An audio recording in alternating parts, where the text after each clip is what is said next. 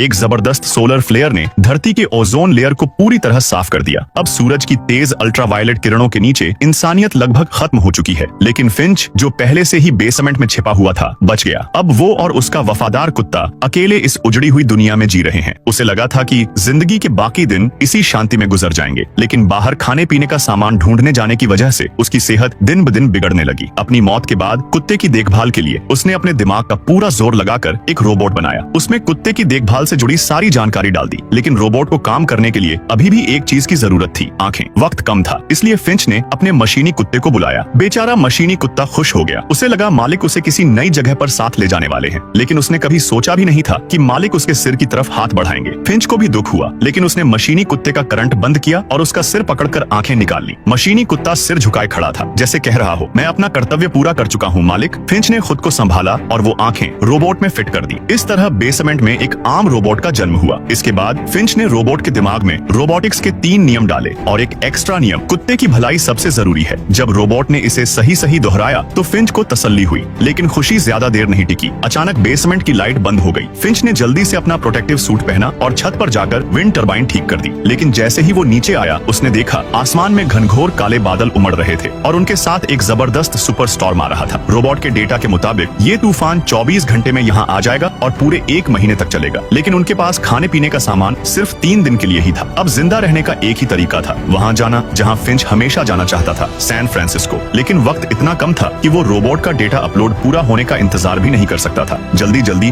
उसने रोबोट को पैर लगाए और उसे चलना सिखाया। शुक्र है रोबोट जल्दी सीख गया। पूरा परिवार अब सफर की तैयारी में जुट गया। इधर मशीनी कुत्ता भी कुछ मदद करना चाहता था, लेकिन आंखें न होने की वजह से इधर उधर टकरा रहा था। तभी फिंच की नजर एक पुराने कैमरे पर पड़ी। उसने वो कैमरा मशीनी कुत्ते पर फिट कर दिया। अब सब सामान बांध लिया गया। 2 इंसान 2 रोबोट, ये पूरा परिवार अपनी आरवी गाड़ी में बैठकर भाग निकला। लेकिन फिंच को पता था ये कोई आसान सफर नहीं होने वाला। उसे लुटेरों से बचना था और साथ ही रोबोट को सिखाना था कि इस बर्बाद दुनिया में कुत्ते की देखभाल कैसे करनी।